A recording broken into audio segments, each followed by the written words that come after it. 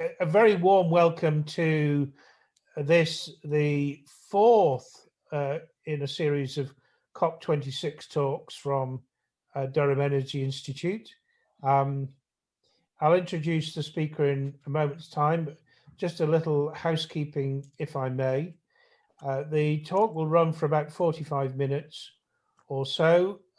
As Janie is speaking, if you'd be kind enough to keep your microphones on mute.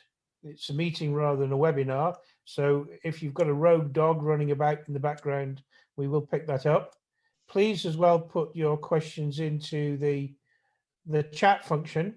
And what we'll do when we get to the end of Janie speaking is I will invite people who've asked questions to verbalize those questions, or if they prefer, I can ask them on the questioner's behalf. Okay, well, let me introduce Dr. Janie Ling-Chin, who will speak today on hydrogen transport. Janie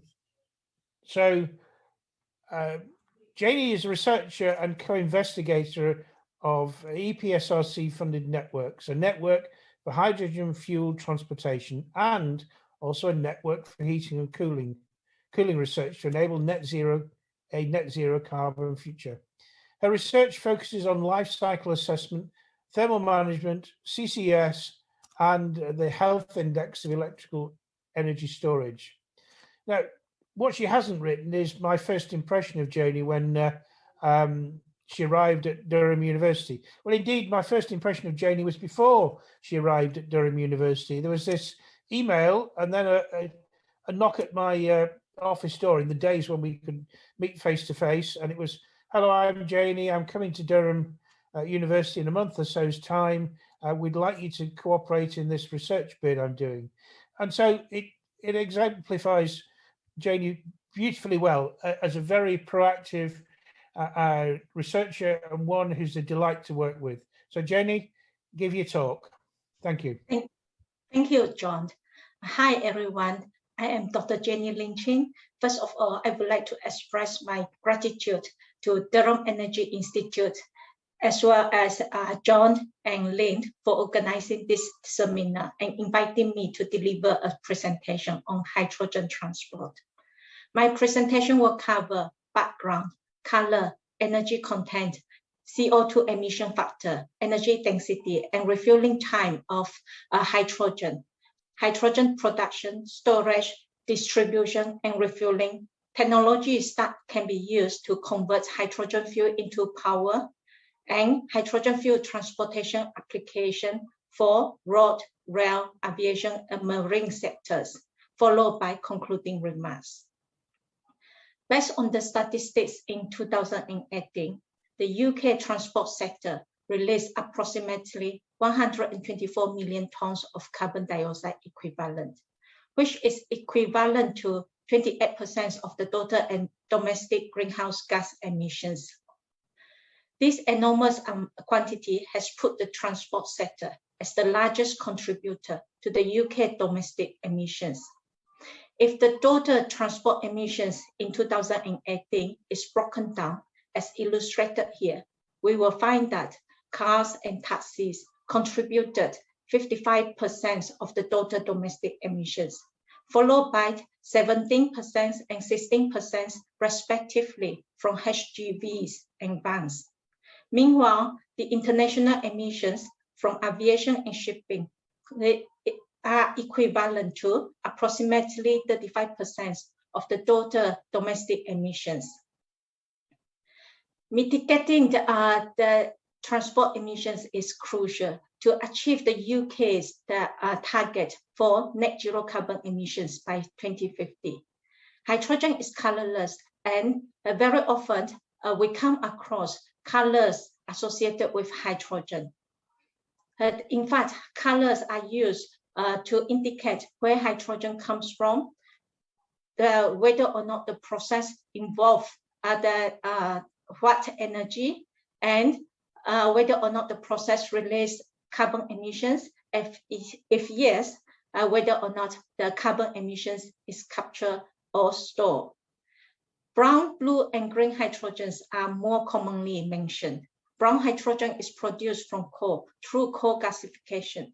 Some people also refer hydrogen produced from other fossil fuels through steam reforming, partial oxidation, etc. as brown hydrogen.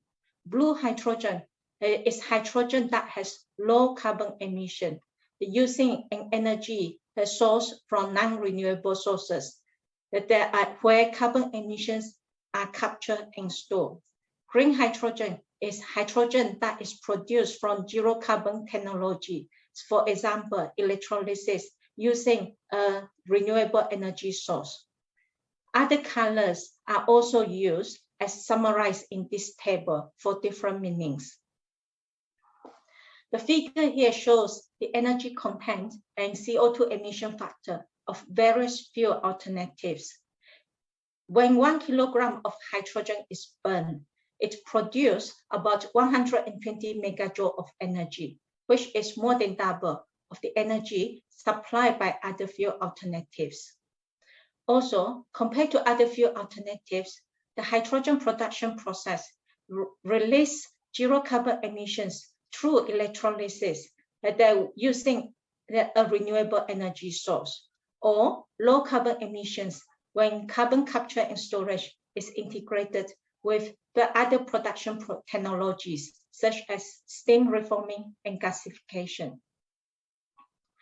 This table presents the gravimetric and volumetric energy densities, as well as refueling time when energy is stored by hydrogen, diesel, gasoline, and electric battery.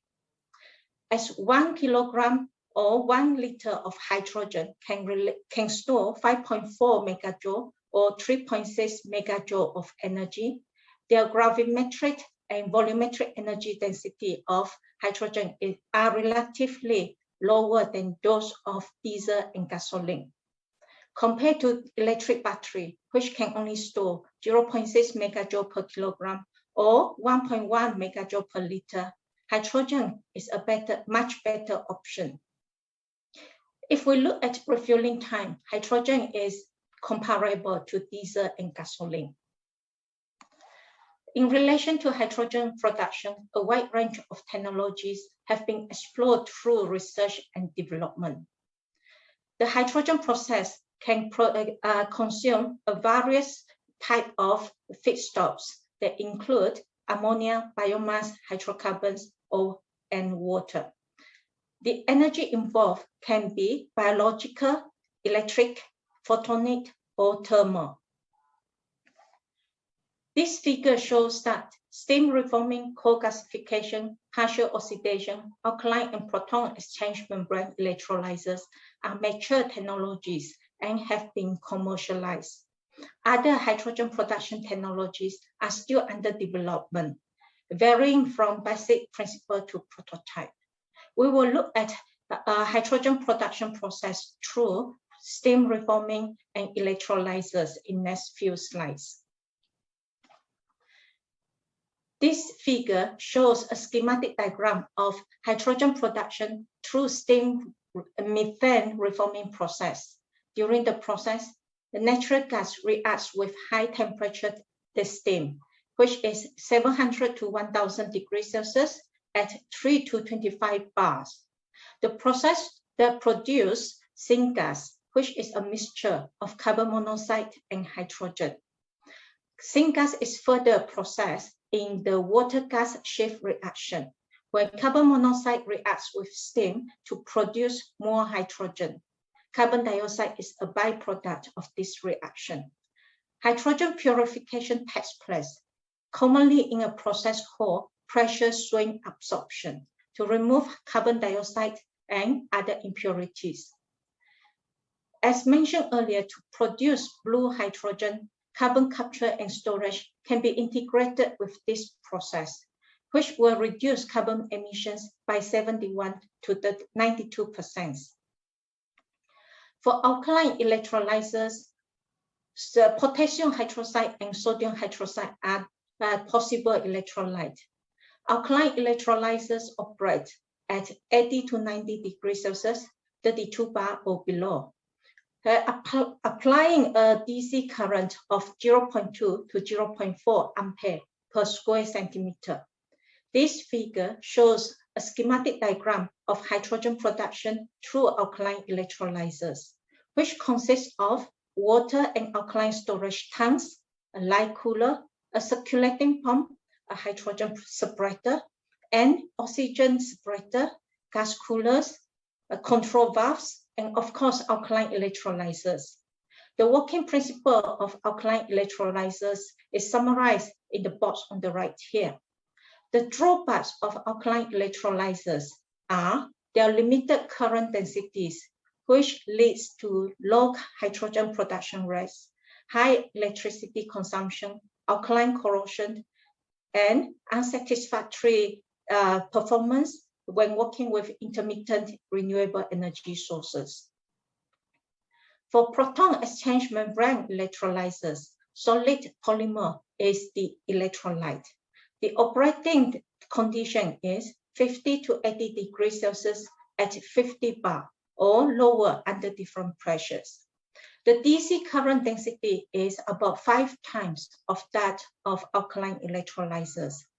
This figure shows a schematic diagram of hydrogen production by proton exchange membrane electrolyzers, which does not include any alkaline storage tank and is simpler compared to the one for alkaline electrolyzers. The working principle of proton exchange membrane electrolyzers is summarized on the box here. The drawbacks are their high manufacturing cost and the short lifetime. Hydrogen storage options and challenges are summarized in this figure. Currently, compressed gas and liquid or cryogenic hydrogen are two common commercial ways to store hydrogen. Other alternatives, either in the form of cold or cryo-compressed hydrogen, or using a storage material based on physics option, chemisorption, or chemical principle are possible, but not widely applied yet. Hydrogen carriers such as ammonia and methanol will be further covered in a later slide. In selecting a hydrogen storage option, gravimetric and volumetric energy densities, temperature, and pressure are key parameters to consider. As shown in the first figure, the idea is to be in the top right-hand corner. For example, metaborohydrates, chemical, and cubate-type material are preferable due to their higher gravimetric and volumetric energy densities. If the ambient temperature and lower pressures are required, chemical and metal hydrates would be preferable, as shown in the second figure. Other aspects in relation to storage tank, storage materials, heat transfer, thermal management, cost, energy efficiency, and hydrogen purity should also be considered, as summarized in the third figure here. Hydrogen can be distributed from a production location in a number of ways. They include carbon steel pipelines for hydrogen natural gas plants, fiber reinforced polymer pipelines for gaseous hydrogen, gas tube trailers for compressed hydrogen, container trucks for chemical or metal hydrates, cryocompressed trailers for cryocompressed hydrogen, and liquid tankers for liquid hydrogen. At refueling stations, different strategies can be applied for refueling. They include, first, cascade storage, which involves low, medium, and high pressure storage tanks.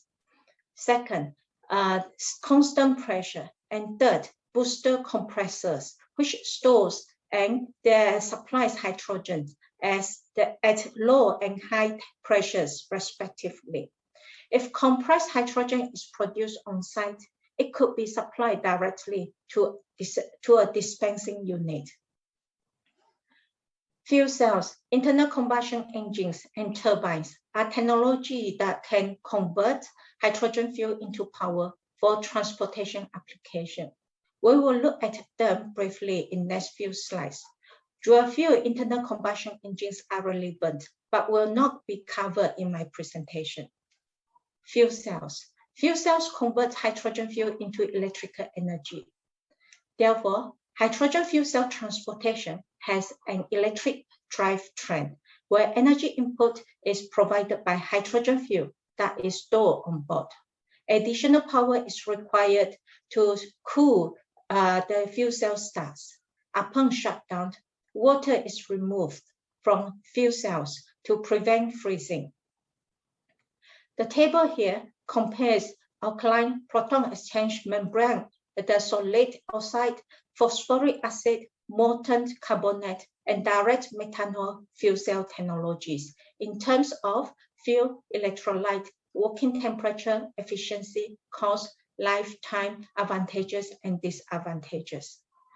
Based on the state-of-the-art technology, proton exchange membrane the fuel cells are the more suitable for transportation application.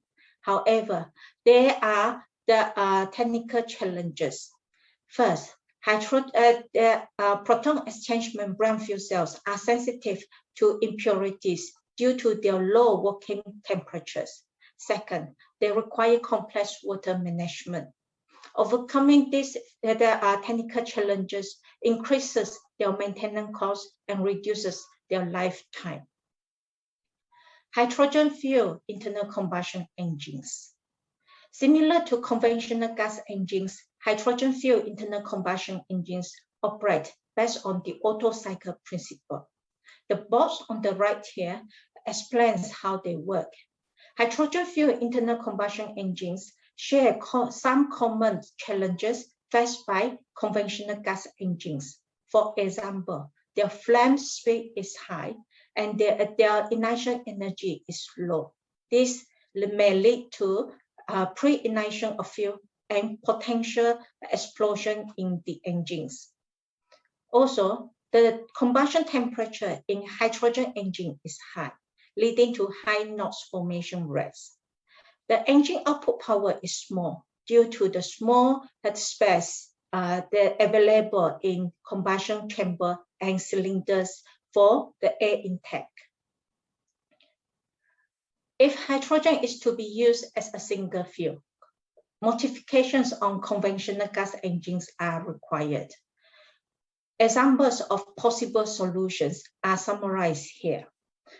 They include direct injection and injection with gas valves to avoid premature ignition, exhaust gas recirculation, and catalyst the reduction to deal with high NOx formation, and injecting liquid or pressurized hydrogen to enhance engine output power. Gas turbines. The working principle of gas turbines is based on the Brayton cycle, which is explained in the box on the right here. Compared to diesel fuel gas turbines, hydrogen fuel gas turbines show lower efficiency, lower fuel flow rates, and higher mass flow rates of air and exhaust. To achieve optimal performance, modifications are required on the compressor and turbines. It is important to deal with NOx emissions if hydrogen is burned. Steam turbines. Steam turbines make use of boil-off gas. The working principle of steam turbines is also explained in the box here.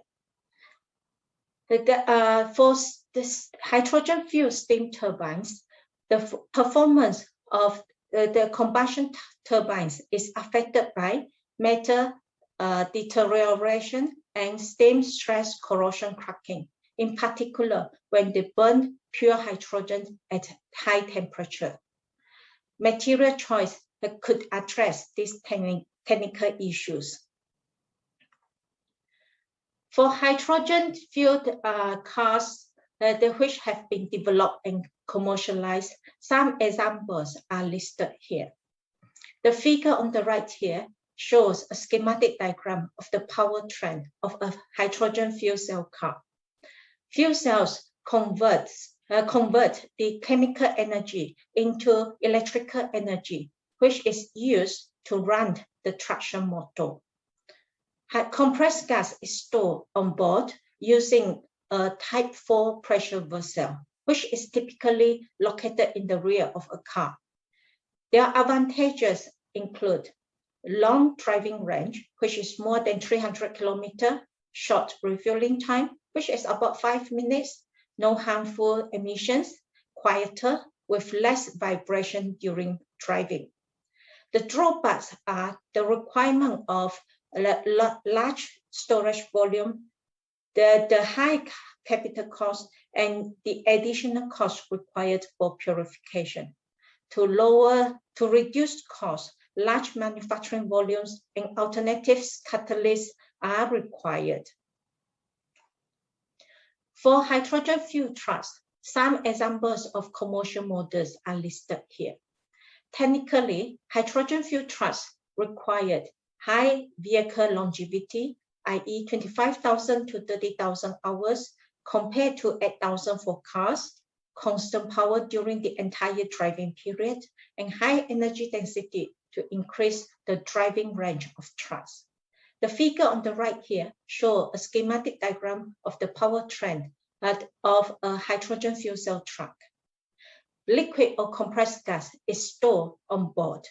For hydrogen fuel cell trucks, the location of the storage tank is less critical, which can be by the side, at the back, or under the chassis. The advantages and drawbacks are similar to those of hydrogen fuel cars. Technically, the hydrogen fuel trucks require better fuel cell performance, higher storage capacity, and chassis design that will allow more flexible component arrangement on board. For hydrogen fuel cell buses, the operational requirements on drive power, driving range, hydrogen storage, energy storage capacity, and refueling time are summarized here. Hydrogen fuel cell buses are ideal for hilling routes and routes with high energy requirements. If fuel cells are used as the only energy source for buses, there are operational issues.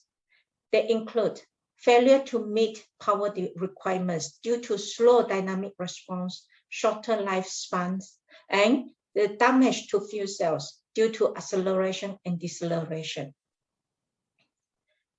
Hydrogen fuel cell buses and battery electric buses are complementary technologies.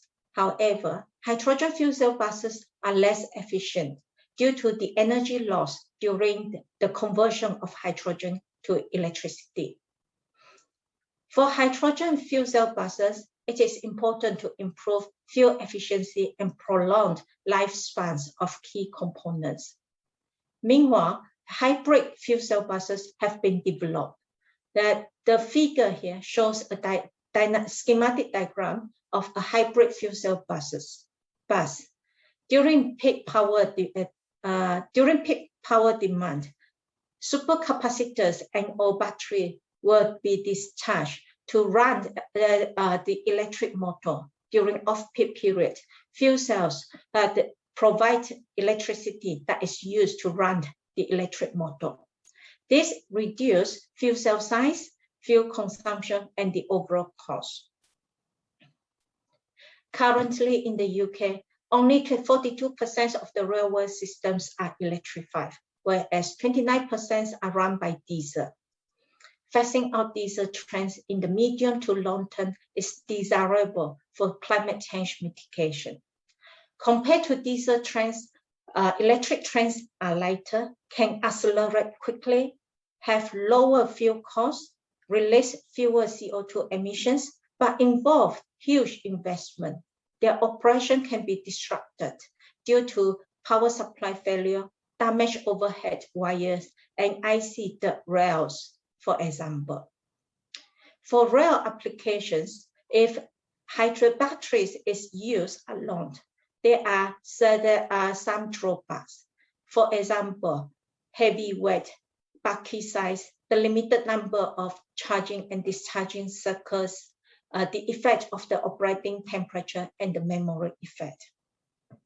For medium-speed, medium-range trains, it is strategic to deploy hydrogen fuel cell hybrid trains, which retain electrification equipment. In fact, a hydrogen fuel cell hybrid train, namely the Hydro Flat train, was trialed in the UK in 2020. The figure here shows a hydrogen fuel cell hybrid train designed by Alstom, which stores 89 kilogram compressed hydrogen, integrating fuel cells and the lithium-ion batteries. The system was designed to take primary power from fuel cells, which is supplemented by batteries. During acceleration, fuel cells power the traction inverter and the auxiliary converter to supply power on board the trains. Batteries can boost acceleration. Batteries can also be used to power the train if acceleration is required for a short period of time with low power demand. During coasting, fuel cells power the auxiliary converter and whenever required, charge the batteries. Hydrogen fuel cell hybrid trains are advantageous because they can operate on both electrified and non-electrified lines, offering similar performance, efficiency, and range as conventional diesel multiple unit trains. Their hybridization is flexible, either fuel cell dominant, like the system illustrated here, or battery dominant, where fuel cells are used to recharge the batteries only. This enhances the range and the performance of the train. The refueling time is about 15 minutes, which they're leading to less downtime. Storing hydrogen on board trains is a key factor to consider. To date, the main technologies tested are methane and compressed hydrogen. By controlling pressures and temperatures appropriately, metals can be charged and discharged with hydrogen. Methane are compact with high efficiency and involve low operating pressures. Their heavy weight is considered as a less important issue for rail application. However, methane are poor in heat transfer. They require heat to release hydrogen. They also require a heat transfer exchange agent to store the heat released during hydrogen absorption. In other words, heat exchange associated with methane during hydrogen absorption and desorption is a key engineering issue to consider. The idea for methane storage on board trains is to keep to a minimum as compact and efficient as possible to avoid using up too much payload space. In general, compressed hydrogen is stored on the rooftop of trains. This may present a problem to the trains in the UK, which have a smaller loading gauge due to the low height of the Victorian tunnels. Possible solutions are to store compressed hydrogen underneath trains or in the motor coach, which will compromise payload space by 10 to 15%. Hydrogen trains consume more energy than electric trains by about 3 times. Hydrogen trains are not a replacement for electric or bi-mode diesel trains based on the state-of-the-art technology. Hydrogen is not ideal for long-range services at high speed with high acceleration, and it is not suitable for freight services. Currently, most seagoing vessels are powered by conventional internal combustion engines and or gas turbines, which burn marine diesel oil, marine gas oil, heavy fuel oil, and liquid natural gas, with the exception of liquid natural gas carriers, which are powered by steam turbines, burning boil-off gas and marine diesel oil. For hydrogen fuel marine transportation in the UK, existing commercial application is limited to small boats. For example, the Hydrogenesis passenger ferry, which operates in Bristol. There are demonstration projects in the UK too, namely the hydrogen diesel injection in a marine environment project and the high seas 1 to 3 project, as summarized here. As the technology develops and becomes mature in the long term, for seagoing vessels, hydrogen adoption will start with those crossing short distances with frequent transits and daily routines, and expand to larger vessels for international shipping. Research and development have explored possible ways to adopt hydrogen for seagoing vessels, as illustrated here. The first option is a hydrogen fuel cell systems. Deploying large-scale fuel cell systems on board ships is complex. This is because the fuel cell power plants require the conversion of electrical energy into mechanical energy. They also require double of the space used by internal combustion engines. The first option can supply propulsion power for small vessels and auxiliary power for large vessels. The second option is a system driven by hydrogen fuel internal combustion engines with direct injection. Currently, this option is more viable for international shipping until fuel cells becomes cost competitive and have the capacity to enable long-distance transits. The third option is an electric hybrid system driven by hydrogen fuel internal combustion engine, which adopts alternators to generate electricity that is used to run the electric motor for the propulsion. The fourth option is a hydrogen-driven gas turbine systems. This option requires modifications on conventional gas engines to retain efficiency, mass flow rate of the air and exhaust, and fuel flow rates. The second, third, and fourth options that can supply main and auxiliary power. The fifth option is a hydrogen-driven steam turbine system, which burns liquid hydrogen and boil-off gas. This is similar to the system installed on board existing liquid natural gas carriers. Hydrogen can be stored on board the vessels by using spherical or cylindrical tanks with thermal insulation to minimize heat loss and the formation of boil-off gas. Compressed hydrogen is less advantageous for marine application due to the complexity in handling high pressure and the limited storage capacity on board vessels. Storing liquid hydrogen could be beneficial because it offers the possibility to store the maximum quantity of hydrogen at the minimum volume. Hydrogen carriers such as ammonia and methanol offer the opportunity to use chemically bound hydrogen. This table compares liquid ammonia and liquid methanol in terms of production process, volumetric and gravimetric hydrogen contents, energy required to extract hydrogen, storage, technology required for energy conversion, and their technical issues. Ammonia contains more hydrogen per unit mass and volume compared to methanol. However, ammonia requires more energy for dehydrogenation. To serve ignite within internal combustion engines, ammonia requires high compression rate and temperatures that are leading to NOx formation. This could be resolved by mixing ammonia with other fuels, including hydrogen itself. Hydrogen retrieved from ammonia cracking is less pure, which requires purification before being used in some applications.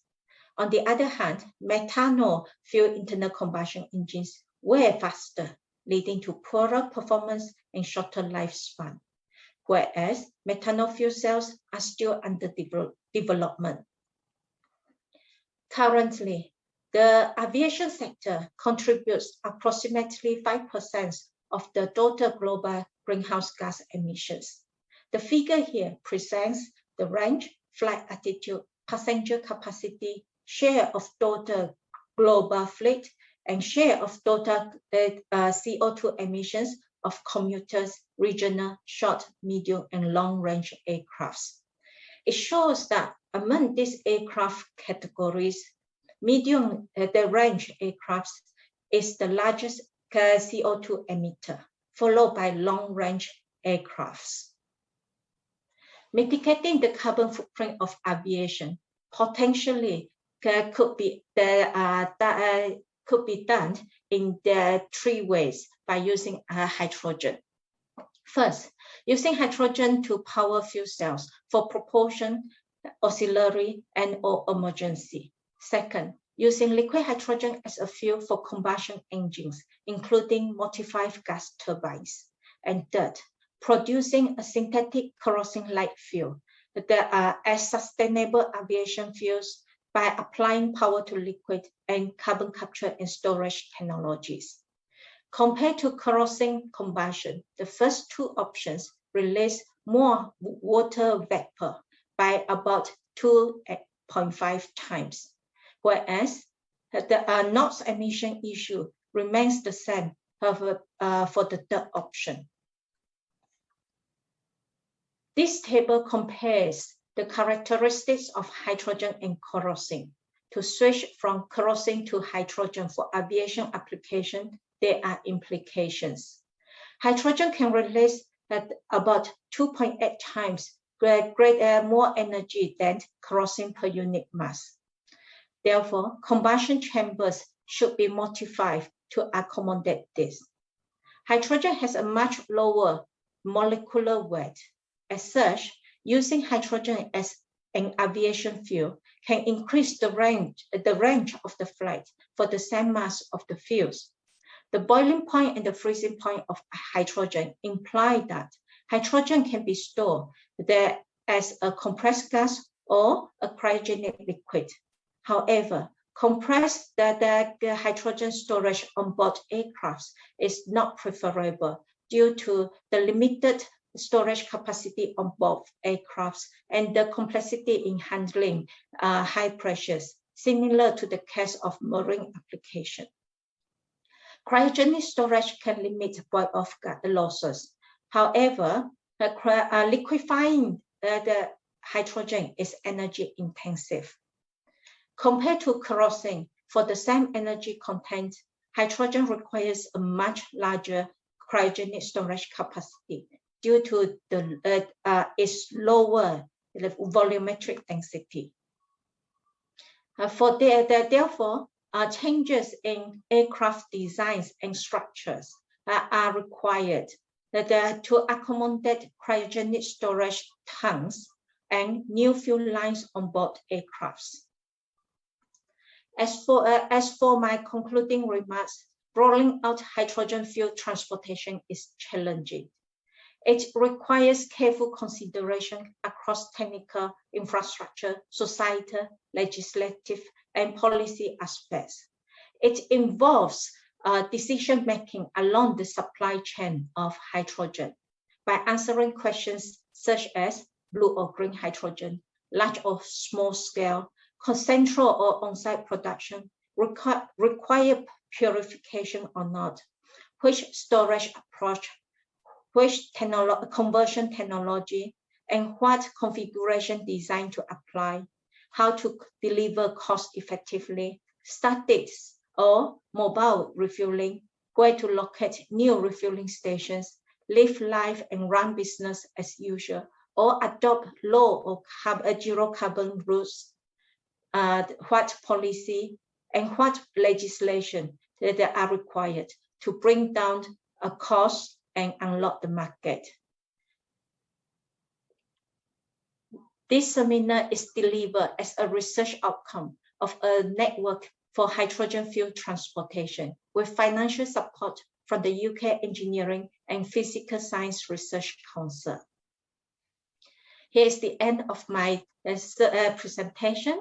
That is now over to John for Q&A. Thank you. Janie, you can hear me. Yes. Clapping. There's lots of silent clapping, no doubt, behind the microphones from the participants. That was perfectly timed and probably the most comprehensive of these seminars I've ever been to. I certainly know a huge amount more about hydrogen transport than I did just 1 hour ago. I wonder, do we have any questions? We have one person. Laura, do you have a question? There we go. It's coming up now. Laura, would you like to ask your question of Janie?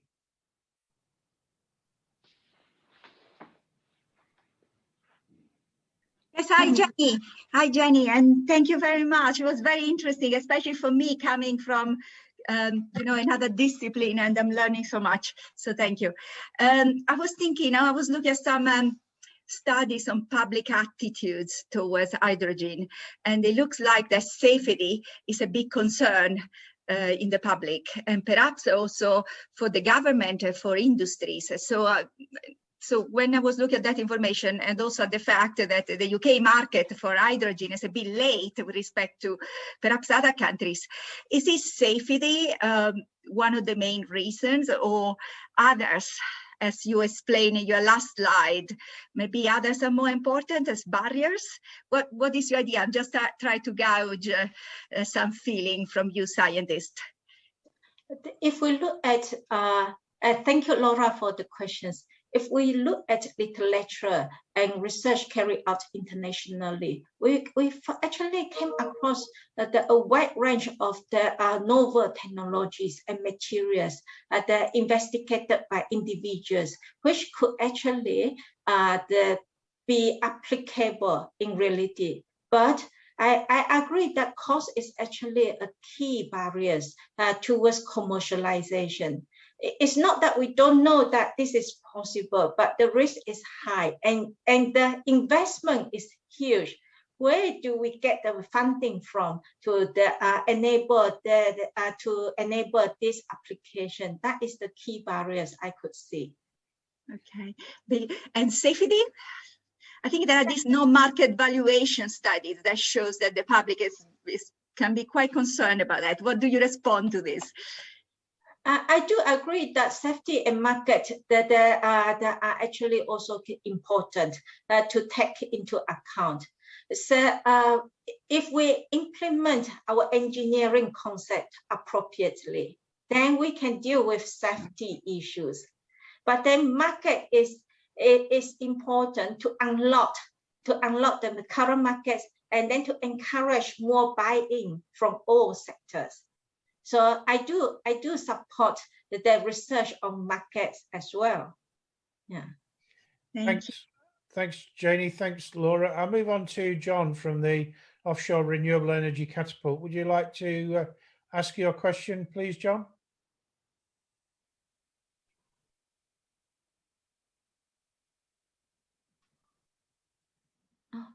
Maybe John doesn't have access to a microphone. Sorry, So can you hear me? John, yeah, please. Sorry, I was just on mute. Yeah. Thanks, Jenny, for the very comprehensive presentation slides. I just sat here just wondering the amount of work and detail you probably put in time in doing this as well. So my question really is just looking at offshore renewables. I'm just picking my brains around electrolysis and how it's done onshore versus how it's done offshore. And my question was just about your thoughts about how we should be looking forward to transport and store hydrogen, either offshore towards like a wider, intercontinental market, or onshore to like the existing UK in the thought of trying to achieve the 40 gigawatts worth of wind supply and generation we're expecting to move towards this net zero targets. Thank you, John, for your question. In relation to offshore wind farms integrating with green hydrogen production, if I'm not mistaken, one of the hydrogen projects funded by the UK government is actually on this topic. as a researcher, I actually keen to welcome all the aspects of investigation. So personally, I am positive about this, but I'm not an expert about wind farm, the wind farm. So I probably won't be able to give more thoughts about this. Maybe my colleague Andrew can help. Andrew, do you have anything to share about your thoughts on wind, the integrating wind energy offshore with green hydrogen production? So what I can say is we're looking at this. I think we've got a project which is Tony's doing with someone at the moment on specifically this. So the question is, do you produce your green hydrogen? Do you do your electrolysis kind of out offshore, or do you bring it in on an electrical cable and then do it onshore? That's kind of the broad question. It's a techno-economic question. I don't know what the outputs of that project are, but I looked at something last year, which was what's the cost of moving hydrogen around in a pipeline, and the challenges of doing that. And there's a potential to repurpose potentially, and under the context, if there's pipelines near where those offshore wind sites are, then there's an opportunity there which could do some create some value. I think the key bit is that moving energy kind of on a per gigawatt basis, if you do it in a hydrogen pipeline, it's much cheaper than moving gigawatt in an electrical form. How the wider energy system takes advantage of that is quite interesting, because if you've got a big hydrogen pipeline, you've got a huge amount of energy storage, which is where and may well support some of what's happening with the wind farm. So a holistic look from an energy system basis is that there are lots of benefits to doing it and offshore and bringing it on a pipeline, because obviously you can convert it back to whatever you need onshore when you can. Thanks, Andy and Janie and John. I'm going to move on now to a question from Rich Hurst. Rich, do you want to ask your question? Thanks, John, and thanks, Jenny. And mine, I guess, is a bit more of a simplistic question, which is just about perception, in that the hydrogen industry seems to be being well supported by the fossil fuel industry. And I was just wondering whether that could be seen as a problem for seeing hydrogen as a future technology, and whether actually there's a certain amount of cynicism about how green it is. I just wondered your thoughts on that, Jenny, or perhaps anyone else on the call. Yeah, thank you, Rich, for the question. I actually, when I first started to look into hydrogen technology, I was investigating dual fuel internal combustion engines, because I felt that that could be the route to go ahead in medium term. But then somehow the government has decided, has announced that for fossil fuel cars would be banned for selling by 2030. Then I actually have to make a step backwards and say, okay, although this technology is actually possible, but it is not the welcome that much compared to fuel cells technology. Okay, for marine and their application, I do think that dual fuel internal combustion engines would be still on the run for medium, even to long term, until when it is getting closer to 2050. Then it will be taken over for 100% green hydrogen. That is my personal view on this. Thanks, Jenny. I'm going to add my own comment into this, Rick, if I may. And in fact, I need a slight correction to one of Janie's early slides, because naturally occurring hydrogen is not produced by fracking, but it would be produced by a reimagined petroleum industry. We've already, and I'm working on natural hydrogen, which incidentally I've called gold rather than white, but we now know of one naturally occurring hydrogen accumulation, substantial hydrogen accumulation in Mali, which is over 95% pure hydrogen. The industry has never looked for hydrogen because, of course, it's been looking for petroleum or petroleum gases. and indeed hydrogen and petroleum are probably not compatible, insofar as if you look, for example, bubble hydrogen up into a petroleum accumulation, it would probably simply lead to saturation of unsaturated hydrocarbons. So it wouldn't do any good, you know, it unlikely to survive. So there is now a research effort between Durham and Oxford universities to identify the characteristics which will lead to natural hydrogen accumulations. So I think whilst there will be some links from some people in terms of fossil fuel industries, I would agree with Janie that given the changeover in terms of the use of those, or lowering use of those fossil fuel industries outputs associated with things like the car sales ban, we'll see a change over time, which I hope will be for the better. Okay, there's another question. Laura, you're doing well today. Would you like to ask your second question? Yes, okay, thank you. And something about Rick's question about this greenwashing from the fossil fuel industries. Yes, that is the fear. However, yes, the policy that the government is trying to implement might help. So this is an example of why government policies can make a difference. We hope that the government is committed, right? So we don't know, 2030, 2035, can be later, can be never, we'll see. But that is an example of how government policy can really influence, shape markets, economies, lifestyles, and so on. So yes, I think that the government has a big role to play for decarbonization indeed. Regarding my question, yes, I'm active because I'm looking right now at this kind of questions. So Jenny, your seminar is very timing for me.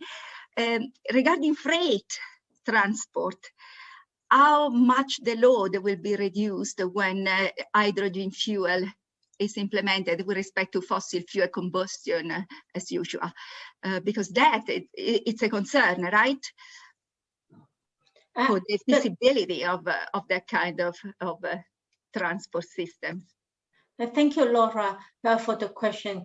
I remember that I came across a report produced by Climate Change and a committee on this. I can't remember exactly the figures, but it was predicted that in different scenarios. I can't tell you the figures now, but if you don't mind, I send it over after this seminar. No, sure. Yeah. Yes, that's best. Yeah. I should have paid attention to the figures, but I forgot about the exact figures mentioned. No problem, no problem. It's just that it's so important for the economic feasibility of the transport system, because if we lose the load, you know, it would not make sense. Lose the load, but get the volume, as Janie showed with one of her earlier slides. Yeah. Okay.